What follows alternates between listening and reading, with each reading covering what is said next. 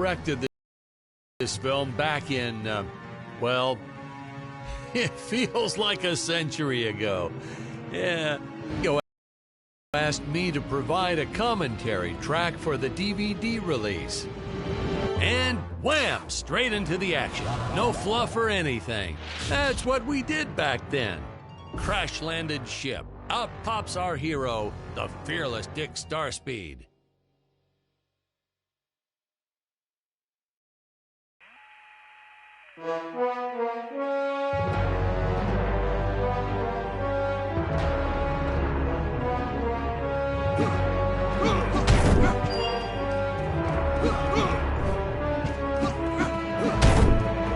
The ship's velocity reactor is damaged. I believe that I am stranded on an alien planet. Played, of course, by actor Jonathan Digby. Went on to some minor roles after this. Such a shame. I thought from day one this guy's got leading man written all over his face.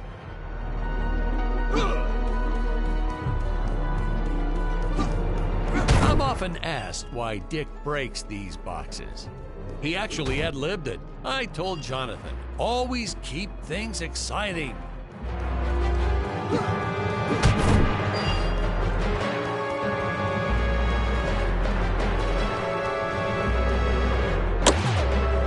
Greetings. I am Dick Starspeed, and I come in peace. Probably shouldn't have had Dick draw his weapon when he was talking about peace. Well, maybe one day we'll go back and CG it into a sandwich or something instead. Ha! Just kidding. This is what people pay to see. A no-name middle-aged B-list actor duking it out with stuntmen in costumes. Such stunning choreography. Now, the extras in those robot suits really knew how to take a punch. Oh, literally. I told Jonathan not to hold back. Give it all to him. Kick him in the nuts and bolts. And I know what you're thinking, but don't worry. We handled it responsibly. We made them all sign waivers not to sue for injuries.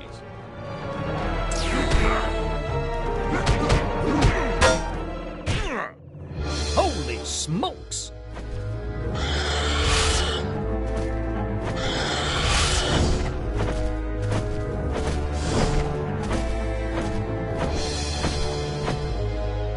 If I land squarely on that grain silo, I should survive this fall unscathed. Well, I shouldn't say this now, but you could actually see the strings if you squinted hard enough.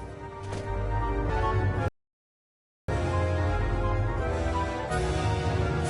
screenwriting trick from back in the old days. You put a grain silo or some haystacks down and it solves all your gravity-related problems.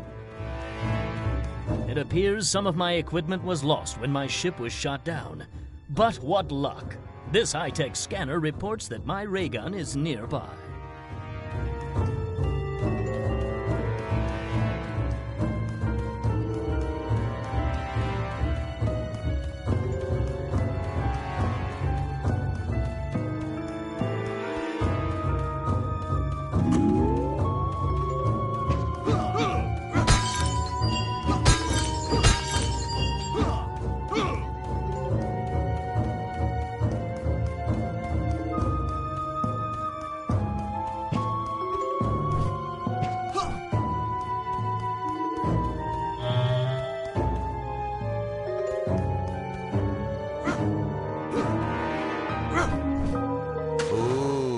The fearless sea monster, always patrolling the shore, eagerly awaiting for his next meal.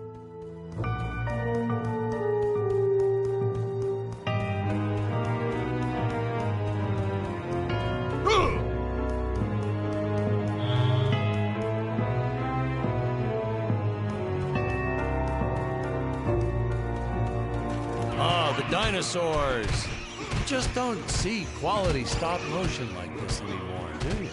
Someone actually sat there and moved them, frame by frame.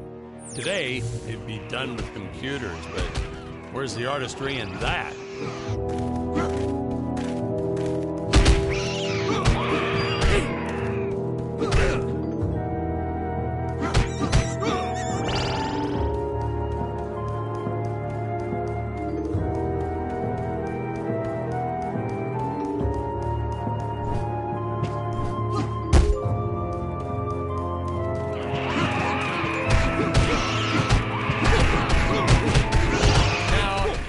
the trees here look a little plastic? Well, it's because they are. I took them from the set of my last film, Vampire Island 2.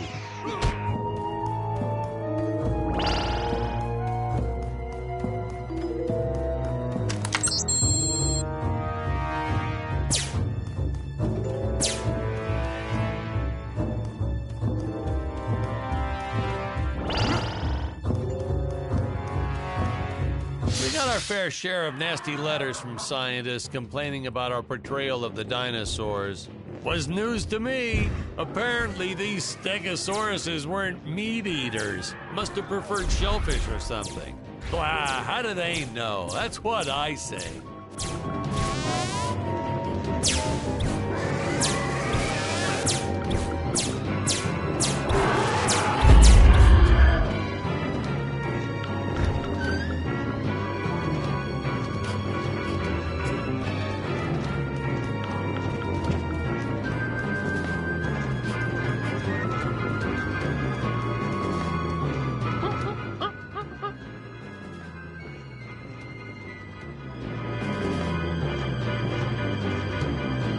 As usual, the local population is defenseless. That's where our hero steps in and saves the day.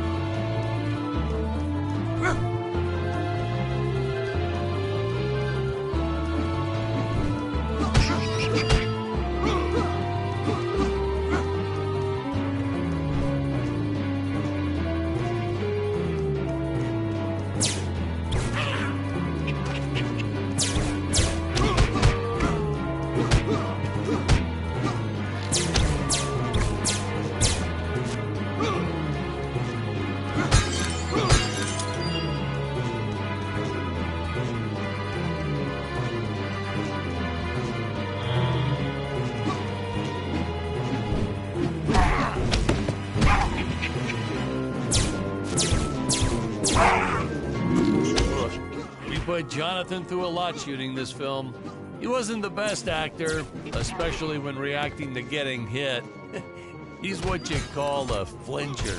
So I told the stuntman to really just go to town on him. It's the only way to get an honest performance sometimes. Our props master tried to make the weapons soft, but there's only so much you can do. What appears to be Lucky for us, Dick's gold. entire body was covered in that spacesuit. That thing was a lifesaver when it came to hiding bruises. You'll notice the gold disappears when Dick touches it. We had a deleted scene that explained he's actually teleporting it back to his ship. It's funny, no one ever questioned how Dick was able to walk around with an infinite amount of gold on him.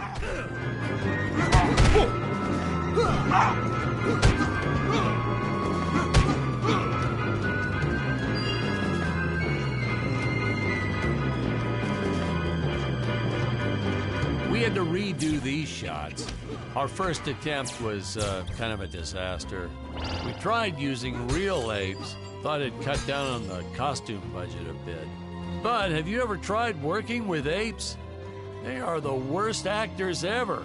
They don't sit still for a moment, and the second you take your eyes off of them, they're flinging their feces all over the place. Jonathan refused to work with them after he got well, let's just say that he had to take more than a couple of showers one day. You know, you never forget the smell of monkey poo. We steam cleaned the studio top to bottom. Still never got rid of it entirely. All through the rest of the shot, we kept finding those little surprises hiding inside various props. Boy, were those the days.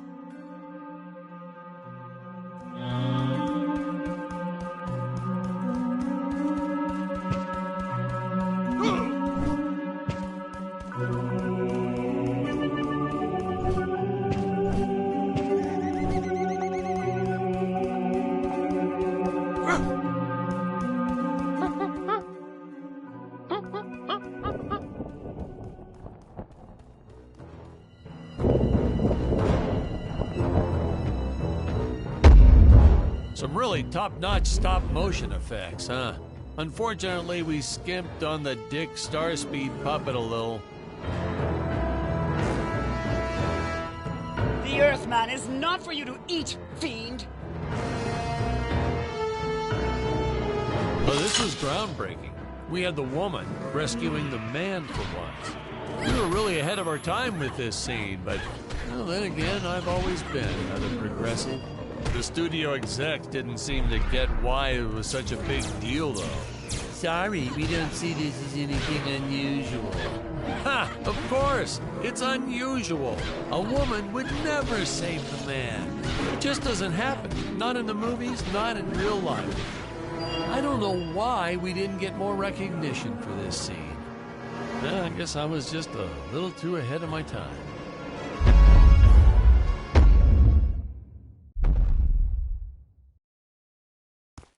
Thank you for saving me, strange woman. What is your name? I am the magnificent Scarlet Nova.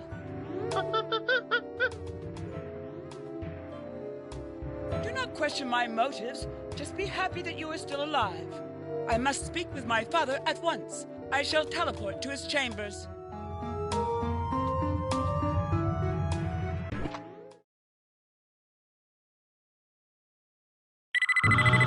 Huh? Where is this place? This is not my father's chambers. You have disobeyed me for the final time, Scarlet.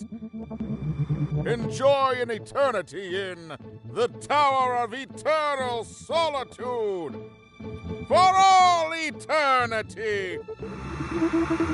Ha, the old fool did not notice I am wearing my jetpack.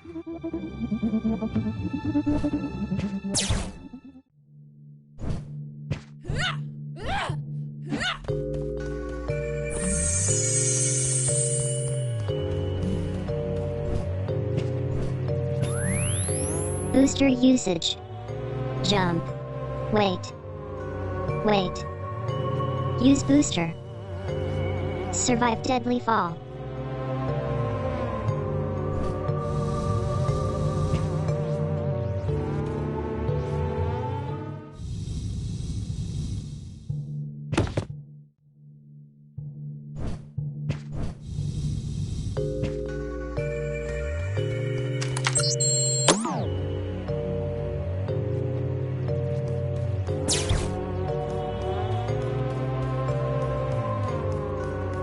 Scarlet didn't quite realize she needed to shoot those energy orbs down below. Keep in mind, Stacy was doing this on a soundstage, okay?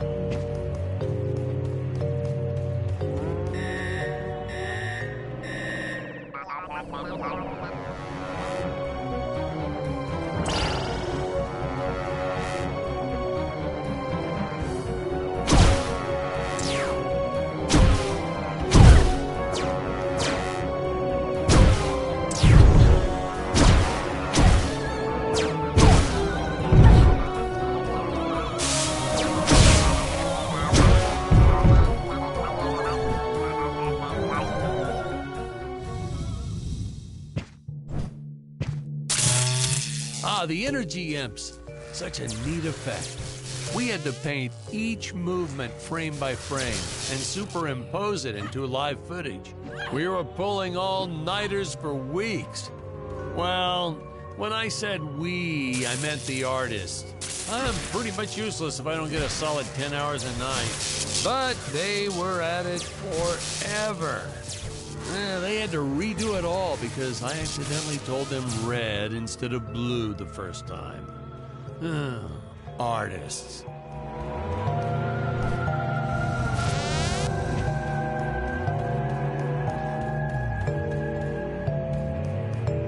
Curses! My father revoked my access to the teleport terminals. I shall only be able to utilize the ones I activate manually.